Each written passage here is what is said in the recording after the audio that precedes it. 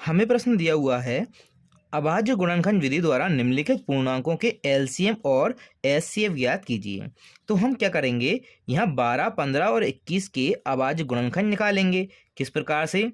हमने लिखा 12 का अभाज्य गुणनखंड क्या होगा, हमें पता है 3 चौके होते हैं 12, तो 4 के भी गुणनखंड होते हैं 2 गुणा 2, तो हम 4 के गुणनखंड कर देते हैं 2 गुणा 2 और 4 तिया 12, तो ये हम 3 का गुणा कर देते हैं। अब देखिए 3 दूनी 6 और 6 दूनी 12, तो ये इसके क्या हुआ है, अभाज्य गुणनखंड। अगला लेते हैं हम 15, तो ये होते हैं 3 5 है 15, तो 3 गुणा 5। अब यहाँ देखते हैं ना 3 के गुणनखंड होंगे ना 5 के, तो ये 3 और 5 आपके अभाज्य गुणनखंड होंगे। इसी प्रकार में 21 का करते हैं, तो ये होते हैं 3 7 21, 3 7 21, तो 3 और 7 के अतिरिक्त और कोई नहीं मिलेगा।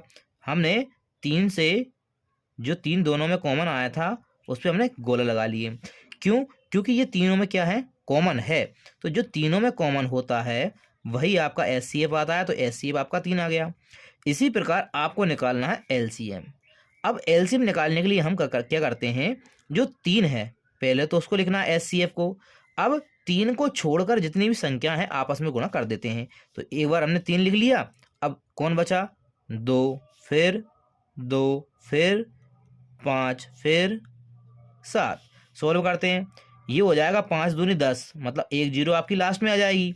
7 दूनी 14 और 14 तिया 42, तो 420।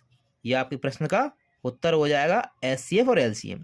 इसी प्रकार हम यहाँ निकालते हैं 17 के अभाज्य गुणनखंड, तो ये आएंगे 1 गुणा 17। इसी प्रकार 23 के आएंगे 1 गुणा 23। इसी प्रकार 29 के आते हैं 1 गुणा 29। अब हम यहाँ इसलिए किया है क्योंकि ये आपकी अभाज्य संख्या है, तो इनका 1 के अतिरिक्त कोई अभाज्य गुणनखंड नहीं होता, तो जो 1 है वही आपका क्या हो जाएगा, दोनों में तीनों में कॉमन हो जाएगा, एचसीएफ निकल जाएगा।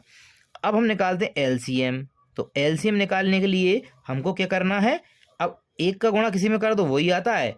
आपस में कौन बचा, अब 17, 23 और 29, इन तीनों का आपस में हम गुणा कर देंगे। तो तीनों का गुणा करने के बाद हमको प्राप्त होता है 11,339, तो इसका एलसीएम आ गया।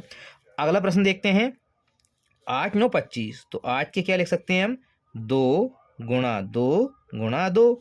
इसी प्रकार 9 के लिखते हैं, 9 के लिखेंगे 3 गुणा 3। इसी प्रकार 25 के लिखेंगे, 25 के हो जाएंगे आपके 5 गुणा 5। अब यहाँ देखते हैं हम कोई भी तीनों में कॉमन नहीं है। जब कॉमन नहीं होता तो जो एचसीएफ आएगा वो कितना आएगा, 1, क्योंकि 1 के टेबल में 8 भी आएगा, 9 भी आएगा और 25 भी आएगा। ठीक है, तो एचसीएफ कितना हो जाएगा, 1 हो जाएगा। और इसके बाद निकालते हैं हम एलसीएम। एलसीएम मतलब इन सबका आप गुणा कर दीजिए। अब यहाँ आप तीनों को गुणा करें कितना आएगा, ये आएगा 8। इसी प्रकार यहाँ 3 गुणा 3 करोगे कितना आएगा, 9। इसी प्रकार 5 गुणा 5 करोगे कितना आएगा, 25। इन आपस में गुणा कर देते हैं, 25 8 200 गुणा 9, 9 दूनी 18, तो कितना आ गया 1800। तो ये एलसीएम आपको कितना प्राप्त होता है, 1800। ये आपके एचसीएफ एलसीएम आपको प्राप्त हो चुके हैं।